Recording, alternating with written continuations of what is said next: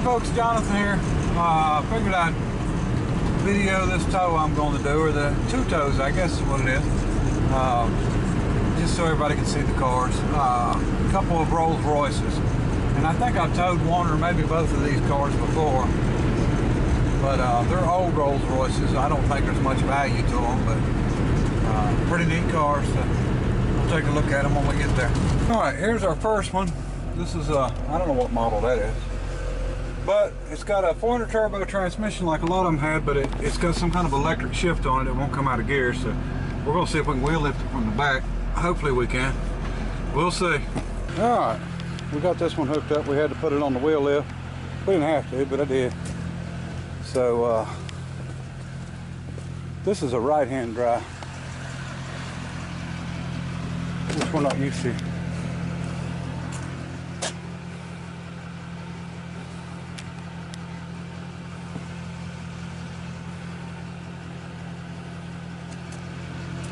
Don't see this stuff very often around here. Alright, we can't cut real sharp with this thing. We're going to be clear, but we got to be careful. Some really good friends of mine and neighbors actually keep this place up. They're the ones that do everything for the landscaping and stuff. And these cars are actually owned by that company that are the people that own this gated community. So. Nice place. So we're going to move this one and then we'll get back and get the other one. Alright, we're heading back to get the second one. First one went well.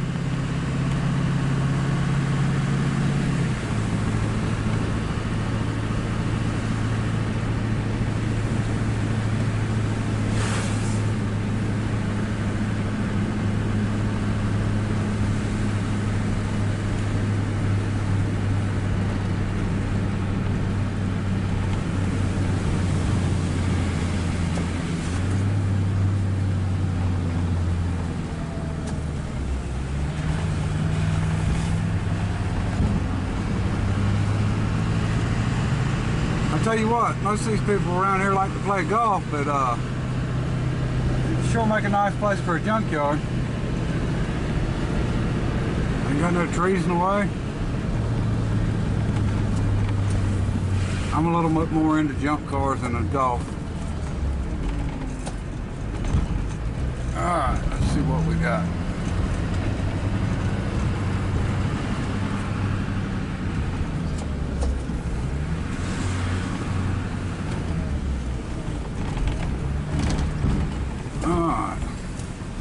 Probably have to just wheel lift this one too.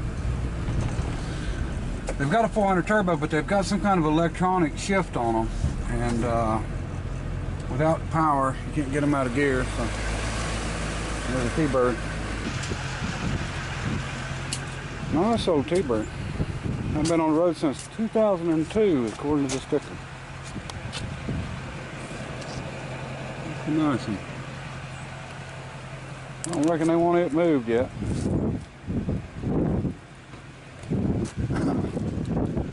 So we got to get this one out of the way. Another right-hand drive. The shifters, they just, as you can see, move easy. We'll get her hooked up. Okay, we're rolling with the second one. I just want to show everybody the transmission setup in these things. Like I said, this one's a right-hand drive too. So the transmission is a 400 turbo, but right here is some kind of, I don't know if it's electric. I'd say it might even be hydraulic, I don't know, but it bolts on where the cross member and the transmission mount would normally bolt. And it goes around and it shifts it electric. So now I've known that they used 400 turbos in these things for years, but these cars are built like tanks. I mean, they really are built strong. And, anyway, let's get her dropped off. Now the Thunderbird, I'm not sure what they're going to do. They may even sell it. I don't know. But it's a shame that thing's been sitting out there. It's been off the road, looks like, what, 15 years, and you can see what it's come to. And It's still nice and solid though, but you never know. But all right, well, let me get this one dropped and we'll get out of here. All right, so we're on the way to pick up a lathe, and I needed another lathe, or a lathe, like I need a hole in the head. But it's one of them situations. A buddy of mine needed some parts to fix his vehicle, and he's been out of work here for a little while. So I went and purchased a parts vehicle for him, and he's got it. And well, he's actually already took the parts off of it and fixed his car, or his Blazer. And so, you know, right now he's just not in the place to where he can pay me, which is not a big deal because I didn't buy it for that. But so I just told him to trade me something. So he's trading me a lathe, and I don't mind getting old lathes. And one of the reasons is I can always trade them off to somebody or sell them to somebody that's looking to get into machining. And if I can point anybody in the direction of doing anything that's creative or anything that's, you know, producing something, getting something done, and keeps them sitting off, you know, getting off the couch, and getting, you know, doing something, then I'm tickled anyway. So maybe we'll find somebody that needs an old lathe, and we'll put them on it. Let's go pick this thing up, and he's got it on his crane, so should be able to load it right over to the truck real easy. All right.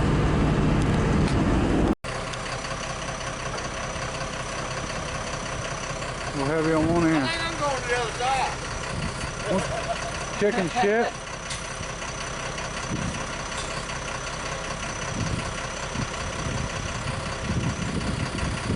Hey, see how it's hanging in the air right there? Right there now? That's why I want it on my truck. I want the heavy end toward the front. I'm going to pull up and back in there straight. All right. We'll roll my truck over? Yeah.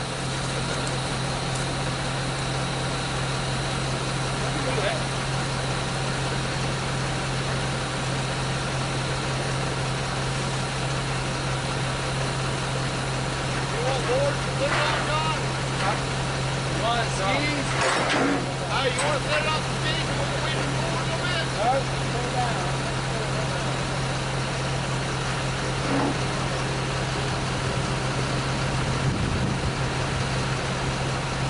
Pull down.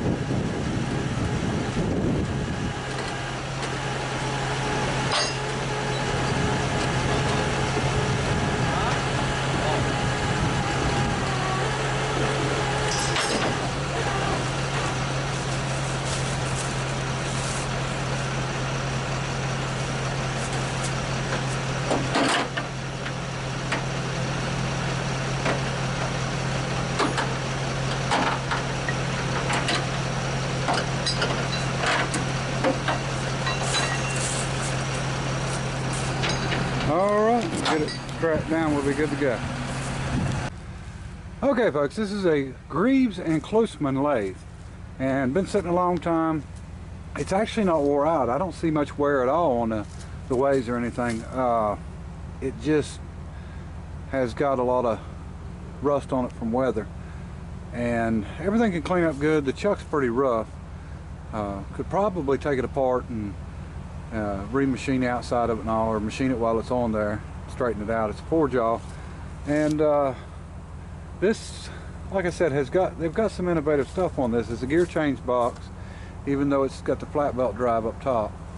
And I'm not sure what model this one is. If I was to guess, I'd say it's a 16-inch, and that's just a guess. The leg has been broken, repaired, which if you all know me very well, I actually like repairs, old repairs. I just like the way that they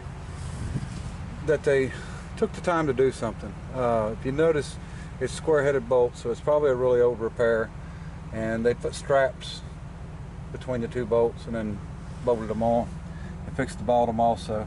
They've done a real good job on it because I winched it forward with that and didn't hurt it. So, and like I said, it's not in terrible shape. And you know, you probably don't see that many that's got the actual change gearbox plus, you know, the flat belt drive, where you can actually get 3 different speeds out of that. And like I was saying, you know, there was some innovative stuff with this company that somehow you could actually change the speed while you was actually turning, you know, a piece on the lathe. So anyway, we'll see if we can, you know, get it running. It's kind of weird. I'm kind of confused on something. Not sure why, but it's pretty neat. It's got wooden pieces bolted on here at each end. So something was laying there. I'm not sure what it would have been. It does have a taper attachment, and which is pretty nice. And something that I was kind of confused with, it's got a 3-phase plug on it, but the motor is a single-phase 3 horsepower. Someone's put a single-phase motor on it, so I'm not sure why it's set up that way. It's kind of weird to me. You know, 220, I wouldn't think it had 4 prongs. Or 220 single phase, it wouldn't have 4 prongs. So we'll have to get that figured out. But you know, we may just clean it up some and try to get it working and everything freed up good on it, and then see if we can find a home for it. Somebody would, you know, definitely like to have it. I'm sure there's somebody out there that you know, wants to learn. And you know, these old ones are good to learn on, especially flat belt, because if you wipe something out, you know, it just slips the belt as long as you don't have it, you know, overly tight, and usually works out really well. I don't see how they was adjusting that belt at all. So something somebody added on. I'm not sure whether this was, you know, it may have been a line shaft originally. It probably was, but anyway, just wanted to show you this, and we'll do something with it, get it into the hands of somebody that can use it.